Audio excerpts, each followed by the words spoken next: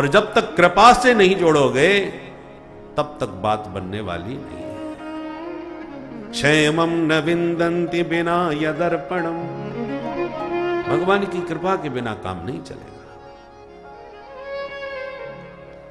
कोई भी एक अंक हो 1 से 9 तक, उस अंक के आगे यदि आपने शून्य लगा दिया तो वह संख्या डायरेक्ट 10 गुना बढ़ जाती है। एक अंक लिख दिया, शून्य लगा दिया, 10 हो गया। दूसरा शून्य लगा दो तो 10 गुना और बढ़ गया, 100 हो गया। प्रत्येक शून्य संख्या को 10 गुना बढ़ाता हुआ आगे जाएगा, अरबों खरबों में पहुंच जाएगी संख्या। अब शून्य को स्वयं अभिमान हो गया कि बारे हमने संख्या को देखो कहां से कहां पहुंचा दी, मैं बड़ा। शून्य आप उसमें झगड़ पड़े, अपना अपना बल बखान करने लगे। ज्यादा झगड़ा हुआ तो अंक ही बोल पड़ा आदि में, बोले भैया आप ही लोग बड़े बने रहो, हम तो ये चले, हमको झगड़ा पसंद नहीं। अब आदि में से अंक खिसक गया तो अब बोलो क्या बचा? शून्य बटा सन्नाटा, कुछ नहीं। शून्य में बल तो था, परंतु कब तक था? जब अंक से जोड़ा हुआ था। और अंक ही यदि हट गया तो चाहे जितने शून्य लगा लो सब बेकार हो गए।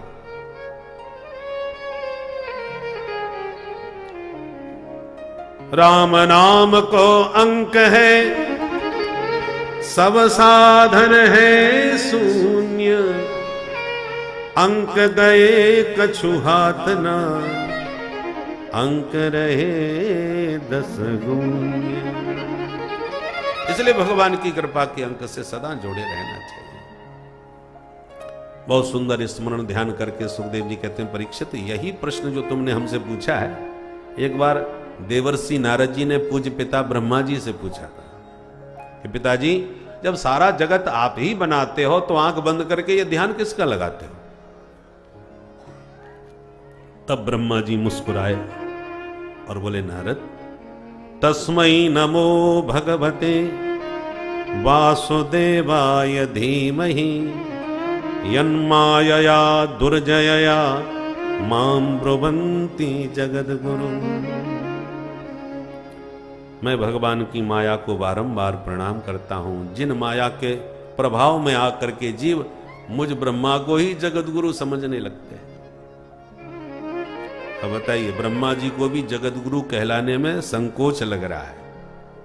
माम ब्रुवन्ति जगतगुरु, जगतगुरु शब्द में कितनी गरिमा है, कितना भारीपन ये शब्द है, इस शब्द में है कि ब्रह्मा जी को भी संकोच लगे।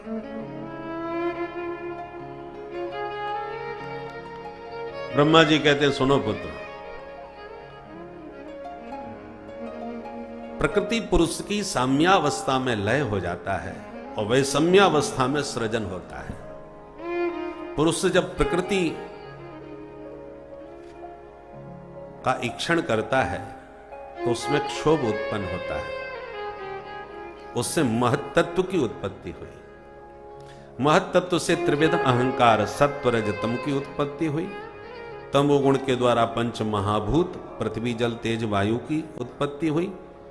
पंच महाभूतों के द्वारा ही पंच तन मात्राएं शब्द स्पर्श रूप रस गंध उत्पन्न हुआ। आकाशात वायु, आकाश के द्वारा वायु। आकाश का गुण क्या है? शब्द। तो आकाश का पुत्र कौन हुआ? वायु। तो वायु में वायु का गुण क्या है? स्पर्श। हवा दिखे नहीं परंतु शरीर में लगती है, स्पर्श का अनुभव होता है। ठंडी हवा चल रही है कि गर्म हवा चल रही है, तेज चल रही है कि मंद चल रही है, स्पर्श गुण है उसका। परंतु पिता का पुत्र में कुछ न कुछ लक्षण गुण तो आता ही है। तो आकाश का शब्द गुण और वायु का अपना स्पर्श गुण, 2 गुण हो गए। वायु का पुत्र हुआ कौन? अग्नि। तो अग्नि का गुण है रूप। तो अग्नि में पिता और पितामह के गुण आ गए। रूप भी है, स्पर्श भी है और शब्द भी है।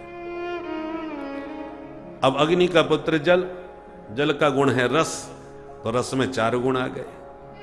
फिर जल से उत्पन्न पृथ्वी, पृथ्वी का गुण है गंध, तो पृथ्वी में 5 गुण आ गए। इस प्रकार पंच महाभूत पंच तन मात्रा है। तमोगुण की उत्पत्ति है, तमोगुण की सृष्टि है। फिर रजोगुण से इंद्रियों की, पंच ज्ञानेन्द्रियां, पंच कर्मेंद्रियां, और जो सत्व गुण है उससे इंद्रियों के अधिष्ठात्री देवों की, जैसे चरण के देवता भगवान विष्णु, हाथ के हैं इंद्र, नेत्र के सूर्य आदि।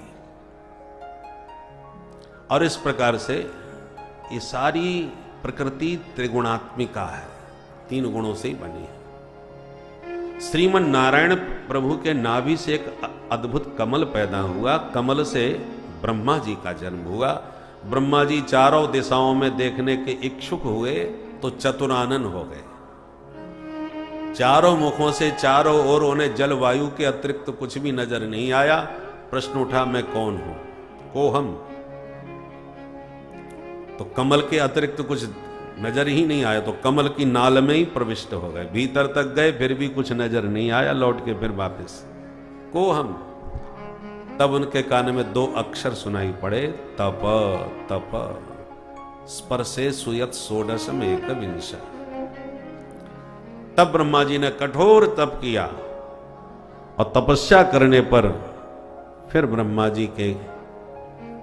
ब्रह्मा जी को साक्षात श्री हरि का दर्शन हुआ और भगवान ने 4 श्लोकों में दिव्य ज्ञान ब्रह्मा जी को प्रदान किया।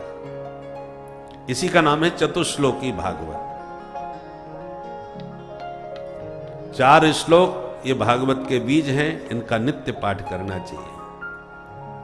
अहमेवा समेवाग्रे नान्यद यत्सदसत्परम् पश्चादहं यदेतच्च यो वशिष्येत सोऽस्म्यहम् ऋतेर्थं यत्प्रतीयेत न प्रतीयेत चात्मनि तद्वेद्यादात्मनो माया यथा भासो यथा तमः यथा महान्ति भूतानि भूतेषु चावचेष्वनु प्रविष्टान्यप्रविष्टानि तथा तेषु न तेष्वहम् एतावदैव जिज्ञास्यं तत्त्वजिज्ञासुनात्मना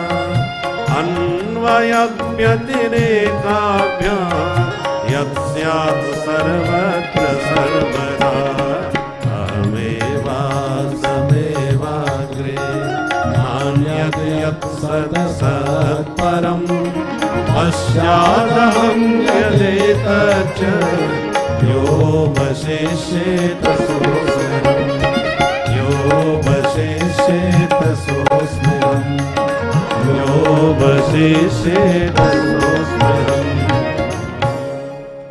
इस प्रकार से ये 4 श्लोकों का हम सबको नित्य पाठ करना चाहिए। प्रथम श्लोक में तत्व का वर्णन है, दूसरे श्लोक में माया का वर्णन है, तीसरे श्लोक में जगत का वर्णन है और चौथे श्लोक में जिज्ञासु का। भगवान कहते हैं ब्रह्मा जी अहम एव अग्रे। जब सृष्टि में कुछ भी नहीं था, कोई भी नहीं था, कैसा भी कुछ नहीं था, तब केवल हम ही हम थे। अहम एव अग्रे। तो प्रभु आप अकेले अकेले कर क्या रहे थे? भगवान बोले आसम एव। हम अपने आप में थे, आनंद में थे, मौज में थे, तो आपके अलावा कुछ नहीं था। बोले न अन्यत सत असत परम। मेरे अतिरिक्त अन्य कुछ भी नहीं था, न सत था, न असत था, न उससे परे कुछ और था। तो सरकार एक बात बताओ, जब आपके अतिरिक्त कुछ भी नहीं था तो आपने यह संसार किस मटेरियल से बनाया? आपके अलावा कुछ मटेरियल तो आपके पास रहा होगा जिसके द्वारा आपने यह संसार बना दिया। भाई कुंभकार के पास मिट्टी होती है तभी तो मटका, घड़ा, सकोरा आदि सब बनाता है। स्वर्णकार के पास सोना होता है तब गहने बनाता है। लोहार के पास लोहा होता है तब औजार बनाता है। बिना मटेरियल के तो कोई कुछ नहीं बना सकता ना। तो ये आपने ये जो जगत बनाया, इस जगत बनाने का कुछ मटेरियल आपके पास भी तो रहा होगा जिससे आपने ये संसार बनाया। भगवान बोले ना, कोई मटेरियल नहीं था, सिर्फ हम ही हम थे और कुछ भी नहीं था। तो फिर काहे से बनाया जगत? भगवान बोले जब कुछ था ही नहीं तो बनाते काहे से? हम ही जगत बन के तैयार हो गए। हमने ही जगत को बनाया और हम ही जगत बने। वो बड़े अजीब बात है। प्रत्येक कार्य का निमित्त कारण और होता है, उपादान कारण और। सोने का गहना है तो गहने का मूल उपादान कारण सोना है, सोने से गहना बना है। पर सोना अपने आप गहना नहीं बन सकता, किसी ने बनाया। वो कारीगर, स्वर्णकार उसका निमित्त कारण हो गया। घड़े का उपादान कारण मिट्टी है, निमित्त कारण कुंभकार है जिसने बना के तैयार किया। तो ये जो जगत है इसका उपादान और निमित्त कौन है? भगवान बोले हम ही उपादान हैं और हम ही निमित्त हैं। हमने बनाया भी है और हम बने भी हैं। कैसे? उदाहरण बोले जैसे मकड़ी का जाल। मकड़ी जो जाला बुनती है, अब बताओ उस मकड़ी के जाले का उपादान कारण क्या है? मकड़ी कोई जाला बुनने के लिए धागा कहीं बाजार से खरीद के तो लाती नहीं है। वो जितना भी जाल बिछाती है वो अपने से ही उत्पन्न करती है, उसके शरीर से वह उत्पन्न होता है और निर्माण भी वही करती है। घूम के जाला बुनती भी है, बनाती भी है और अपने शरीर से ही उत्पन्न करके बनती भी है। तो जैसे मकड़ी अपने जाले का अभिन्न निमित्तोपादान कारण है, ऐसे ही संपूर्ण जगत के हमारे जगन्नाथ ही अभिन्न निमित्तोपादान कारण हैं। वो बनाने वाले भी हैं और जगत के रूप में बनने वाले भी हैं। इसलिए सिया राम मैं सब जग जाने, सिया राम मैं सब जग जाने, करऊं प्रणाम जोरि जुग पाने, करऊं प्रणाम जोरि जुग पाने, करऊं प्रणाम जोरि जुग पाने, करऊं प्रणाम जोरि जुग पाने, सिया राम मैं सब जग जाने, सिया राम मैं सब राम मैं सब, राम मैं सब जग जाने। सारा जगत इसलिए राममय, भगवान से भिन्न कुछ भी नहीं है। स्वर्णकार की, सराफे की दुकान पे जाके खड़े हो जाओ, हमें सोना खरीदना है भाई, सोना तो खरीदना है आपको। और जब उससे पूछोगे क्या है तुम्हारे पास, तो वो कहेगा ये हार है, ये चूड़ियां हैं, ये कंगन है, ये लर है, ये अंगूठी है। आप कहोगे हमें तो सोना खरीदना, भैया सोना बताओ। तब वो कहेगा श्रीमान जी ये सब सोना ही है, पर सोना बोलता नहीं है। सोना तो आप सोना खरीदने गए हो, सोने की दुकान पर ही खड़े हो, परंतु नाम अलग अलग हैं, आकार अलग अलग हैं। तो नाम रूप भिन्न भिन्न है, पर वस्तुतः सोने से अतिरिक्त तो कुछ भी नहीं है, सब में सोना है। उसी प्रकार आप घड़ा खरीदने जाओ तो वस्तुतः मिट्टी के अलावा वहां कुछ भी नहीं है। चाहे घड़ा का हो, चाहे सकोरा का हो, चाहे कुल्लड़ का हो, चाहे दीपक का हो, चाहे सुराही का हो, ये सब विविध नाम रूप आकार है, पर वस्तुतः मिट्टी के अलावा कुछ भी नहीं है।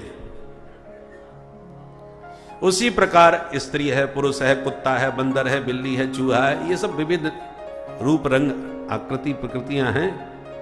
स्वभाव भिन्न भिन्न है, प्रकृति भिन्न भिन्न है, पर वस्तुतः परमात्मा के अलावा अन्य कुछ भी नहीं है। सिया राममय सब जग जाने, ये विराट चिंतन हमारे सनातन धर्म का है, क्योंकि वही सब कुछ बन करके तैयार हुआ है। अब प्रश्न उठता है कि जब भगवान ही सब कुछ बने हैं तो ये आतंकवादी क्यों बना दिए? इन दुष्टों को बनाने की क्या जरूरत थी? बोलो राधे राधे। राधे जो मरने मारने का ही काम करते रहते, इसी का ठेका लेते रहते हैं, जिसके कारण कितनी अशांति होती है। देखो भाई, इसका नाम है दुनिया। दुनिया का मतलब जो द्वैत से बनी है।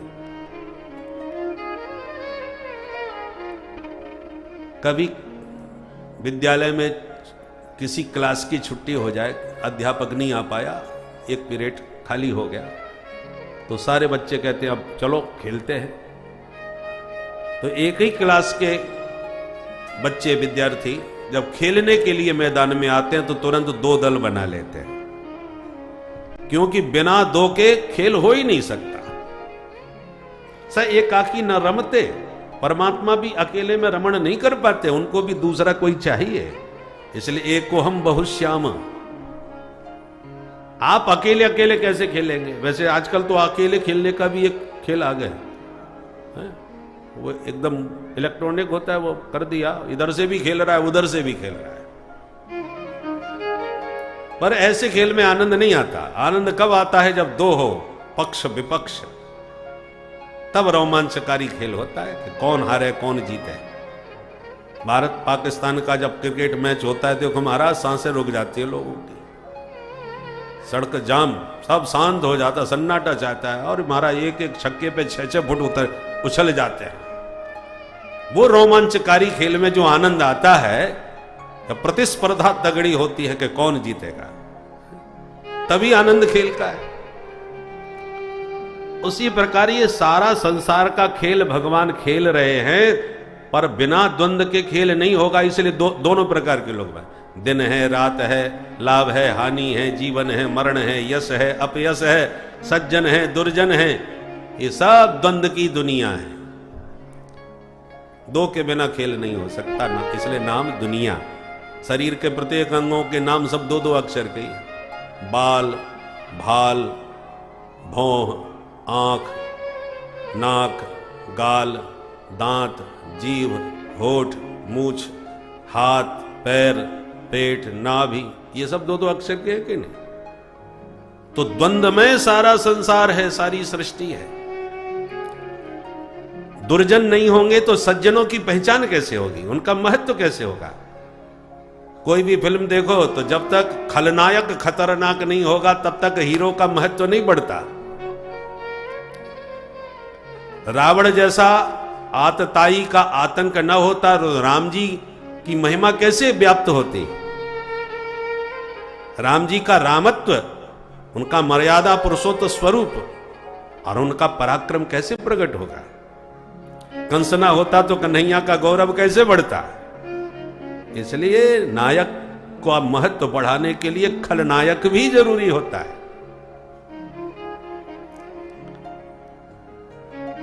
जब रासलीला या रामलीला होती है ना, तो पर्दा गिरते ही सब एक ही पार्टी के होते हैं, एक ही परिवार के होते हैं, मंडली पूरी एक ही होती है।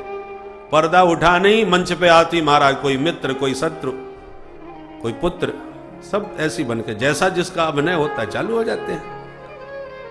ऐसे ही जगत के रंगमंच पर ये सब द्वंद्व है, सब खेल है ठाकुर जी का। पर जब खेल खत्म होता है तो सब एक ही हो जाता है, एक ही मंडली है, अलग कोई कुछ नहीं है। इसलिए सनातन धर्मी हम लोग कहते हैं सर्वे भवन्तु सुखिनः, पराया कोई है ही नहीं, क्योंकि हम जो भी कुछ हैं सब एक ही तत्व है। इसलिए सबका मंगल हो, सब सुखी हो। ये विराट हृदय और चिंतन केवल सनातन धर्म का है। बोल सनातन धर्म की जय।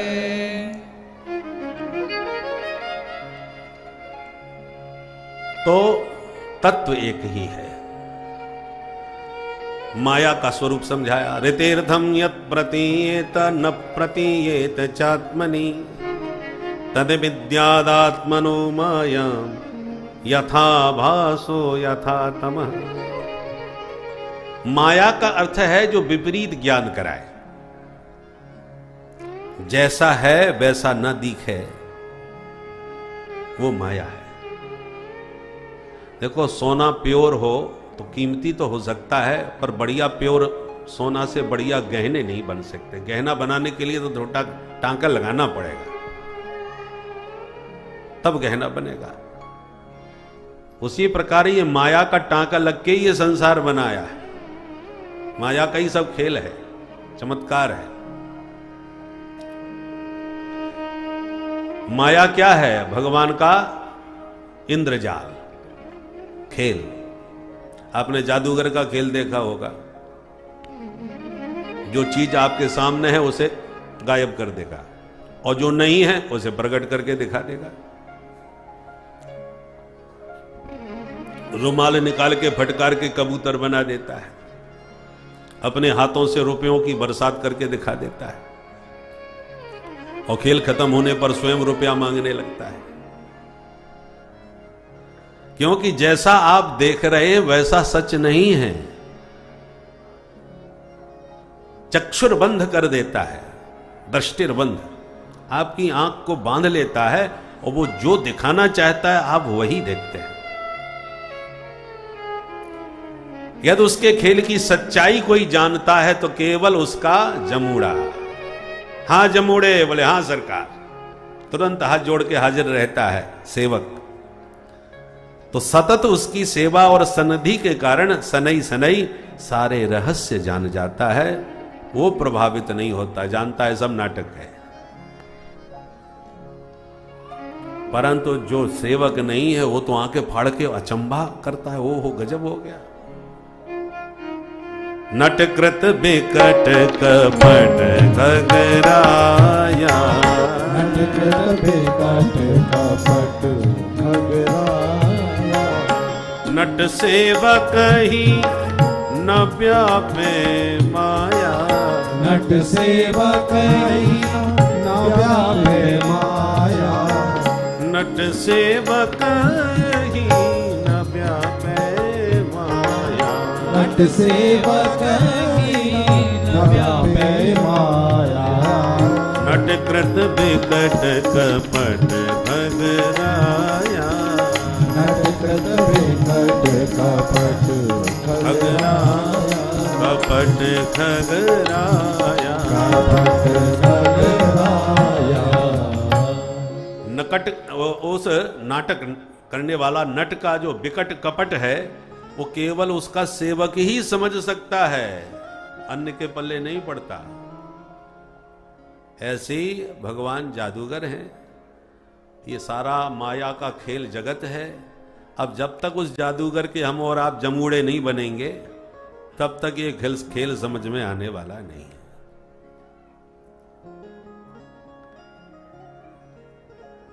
बरसों तक सेवा करता है जमूड़ा, तब जाकर के वो खेल समझ में आता है।